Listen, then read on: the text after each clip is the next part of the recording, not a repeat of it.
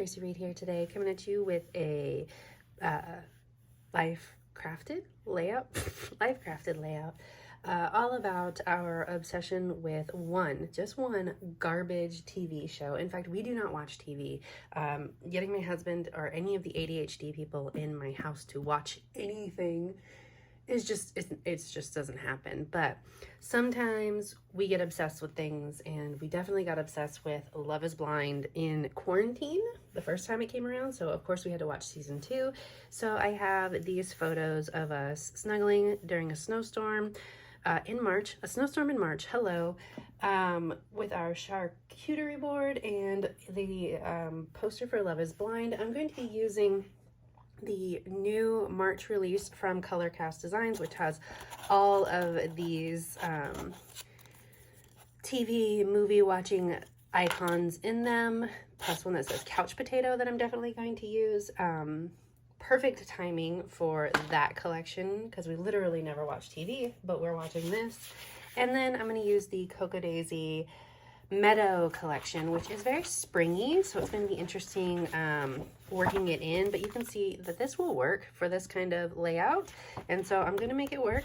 We're going to combine the two together, see how it goes. There's also some pugs in this collection, and if you know me, you know it's hard for me to sort of use these sort of icons, but these pugs look snuggly, so we're going to work them in so that I can prove to myself that it can be done. All right, so here we go. Okie dokie. So I had a layout sort of in mind for this set of photos. I knew that I wanted to use all this wood veneer, obviously. So I'm pulling some out to possibly use. Oh man, I wanted to use those tickets so bad, but I never end up getting those on there. But I do end up getting a lot of this wood veneer on here, so that made me happy. So I'm going to use the Cocoa Daisy collection. Obviously it's a spring collection, but these photos look pretty, like they had, or not photos, the papers had a pretty mellow vibe, so I thought that they would work.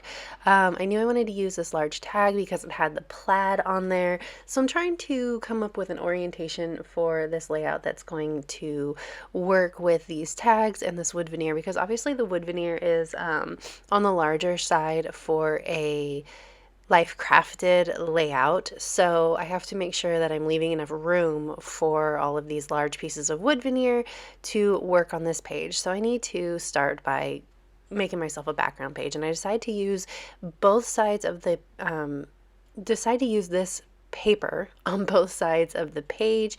I felt like it worked best as the most neutral background that I could come up with for this layout using these Cocoa Daisy papers, especially since I knew I was going to be using a lot of blue with the plaid paper that I was bringing in. So I thought that this was the most neutral. It also matches the wood veneer fairly well, so we're going to go with it. So I've got the plaid on both sides of the spread here with that journal card that I'm going to use to back this photo, this Love is Blind photo. And then I'm not sure what I'm going to do down on the bottom. And this is kind of the struggle bus that I was writing before my big Craftastrophe, which you will see here in a few minutes. If you follow me on Instagram, you saw my Craftastrophe. I made it into a reel, a very, very funny reel, but we'll get to that in a minute. So my big struggle before I got to that was making all of these photos work together. So I printed them all out at like 2.5 or maybe 2.75 inches square. And my initial thought when I was doing that was to stack them up, but I do that a lot. I do a lot of sort of film strip vibe orientations in this life crafted layout because it's easy, right? It's basically like scrapbooking two vertical skinny layouts, so it's really easy to just stack your photos on top of each other and they fit together well. But I didn't want to do that. I wanted to change it up a bit, so I did struggle a bit with how I was going to lay these photos out. I put that current obsession card on this tag and it fit so well that I decided that I was going to make it part of the tag, and then I trimmed off the top of the tag so that I could put the hole and the top of the tag right at the edge of that journal card, so it made the tag shorter, which helped to free up some room towards the bottom for that couch potato wood veneer. So I'm going to put this photo right here, and I'm going to journal on that tag in a few minutes. But I'm going to start by putting the photo down and then the wood veneer title, just so that I have everything in place where I want it to go, and we can work from there. And that kind of helped solidify the layout a little bit, at least on this side, so that I could focus more on figuring out how I was going to put those other two photos down in a way that made me happy.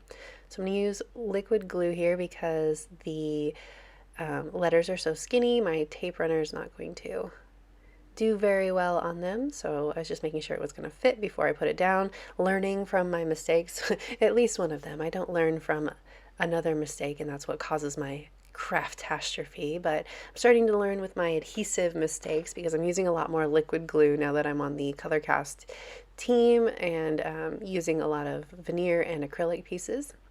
So now I'm going to stick this here, and I want to make sure that I have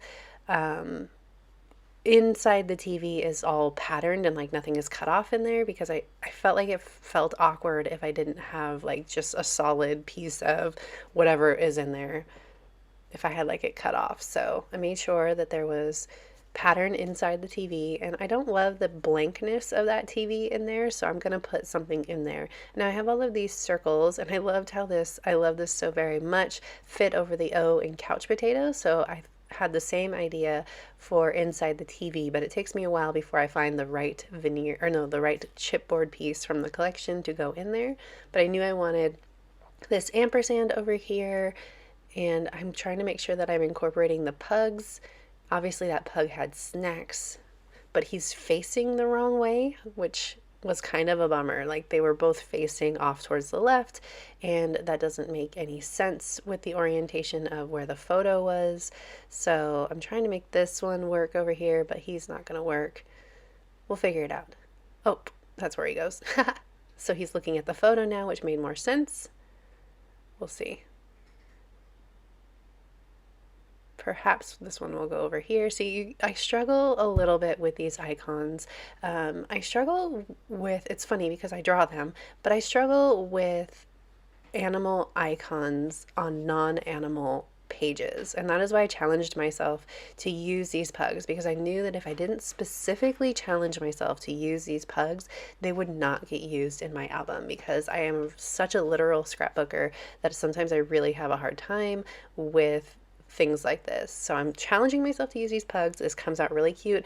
I feel like pugs are like a lazy sort of dog, right? That's kind of their vibe. So it works on a page about being lazy and watching garbage TV. So that is like how I justified it in my mind. It worked out well, I think. I had to rearrange these photos because I was trying to keep them separate, like two separate clusters, but I just couldn't. I had to make them go together. So I pulled everything up, and I'm going to stick a tag behind the whole cluster to mimic the tag on the other side, and that helped bring this side together. And my struggle was real, but we worked through it, and I got it. So now I've got this page and the orientation and all of like the photos where I want them to be. I'm trying so hard to work these tickets in. It's never going to happen.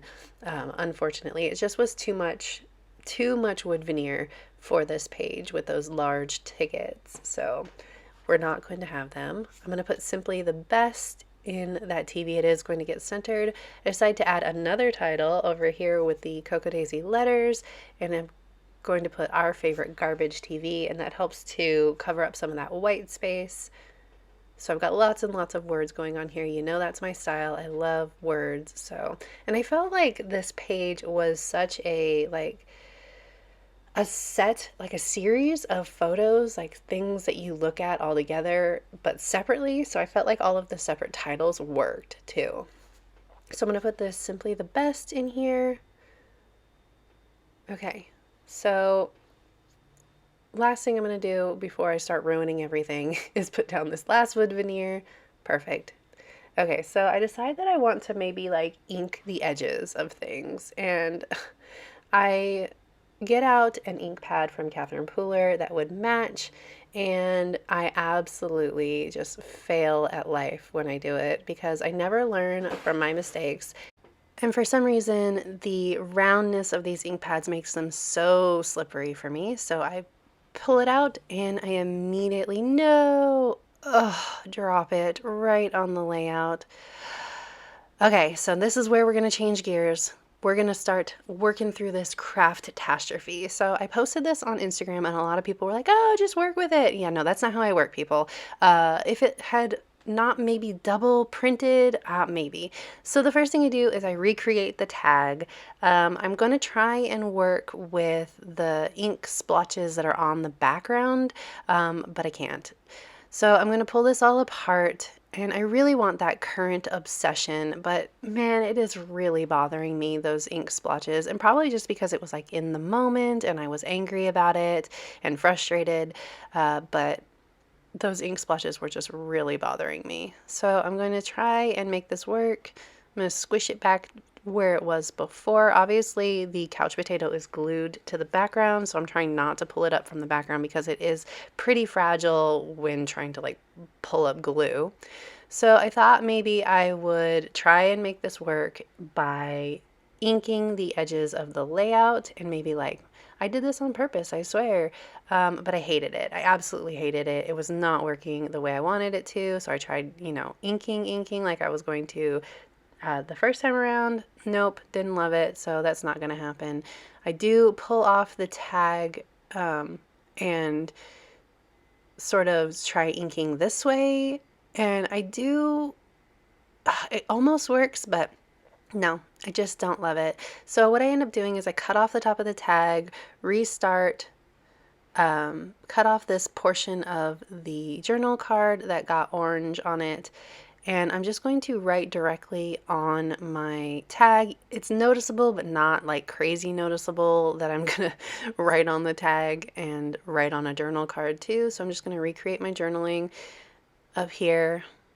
And then I put that back. I initially threw it away, but I put it back and decided that I actually kind of liked it just as a title, but now I need more orange or red, because I need to bring in some more of that orange and red from the other side, because if I'm going to have such an orange piece of, you know, piece of cardstock up there, and there needs to be more color. So I'm going to start incorporating some more of these circles that have some of the red and orange on them. So I got 3 pieces of red right there. So now I'm just gonna sort of fuss with these circles for a while until I find something I like. I definitely cut out massive amounts of playing with these circles. It took forever. The final thing that I decided that was really bothering me was the top of that tag. And because it was white and it had like that orange title at the top, it was really bothering me. It was like, it looked cut off and weird. So what I'm going to do is I'm actually going to add pattern paper to the top, some more of that plaid, and that made it come together in a way that did not bother me anymore, and it worked. So phew, crisis averted. Is it as pretty as it would have been if I hadn't done that? Probably not, but it works, and we all have to come back from Craftastrophes every now and then. So that is it for this video. If you enjoyed it, I'd love it if you give it a thumbs up. If you're new here, go ahead and subscribe. I'd love to have you. If you don't already, you can follow me over on Instagram. I'm at Tracy M. Reed. All right, thank you.